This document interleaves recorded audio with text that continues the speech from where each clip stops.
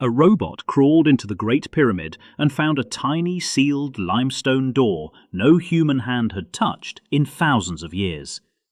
Welcome back to the sands, where history gets strange. Because this time, the investigator is not a person with a torch. It is a machine with a camera, wheels, and the nerve to crawl through the stone keyhole of the biggest locked room mystery on Earth. The Great Pyramid has rooms humans can enter, and corridors so small only a machine detective can crawl through. The first clue is the corridor itself. Inside the Queen's chamber are narrow shafts, roughly 20 centimeters wide, hidden inside 4,500-year-old masonry. That is not a hallway. That is not a service tunnel. No priest was duck-walking through that with a lamp. These are clue hallways sealed into the pyramid's body, doors in a house no human can walk through. So, when modern engineers sent a robot inside, it was like sliding a flashlight under a locked door and hoping the house blinked. In 1993, it did. Rudolf Gantenbrink's robot, Upuaut 2, climbed about 65 meters up the southern shaft from the Queen's chamber, inch by inch, the camera staring into a throat of limestone. Then it stopped. Dead ahead was a smooth slab with 2 corroded copper pieces set into it. Gantenbrink's Door, the first locked door in the world's strangest hallway. And those copper fittings, they looked less like rubble and more like handles on a door nobody was supposed to open. Then came the part that should have cleaned up the case, but didn't.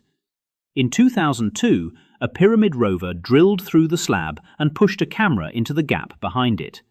Finally, the machine detective got one eye through the keyhole. And what did it see? A tiny, empty space, and another blocking stone beyond it. Beautifully annoying. The mystery didn't open, it added a second lock. For thousands of years, this clue sat in silence, waiting for a robot small enough to interrogate it. Later, the Djedi robot gave a clearer look from behind the slab. Red-painted markings on the stone, and a better view of the copper pins. The marks may be ancient construction notes. The copper fittings looked deliberate, placed with intent, not random junk trapped in a crack.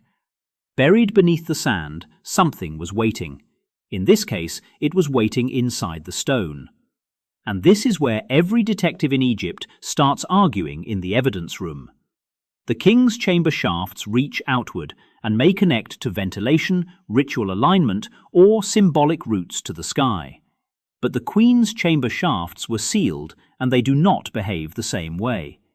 Egyptologists often connect them to the king's soul, stars like Orion or Sirius, and passages toward the heavens.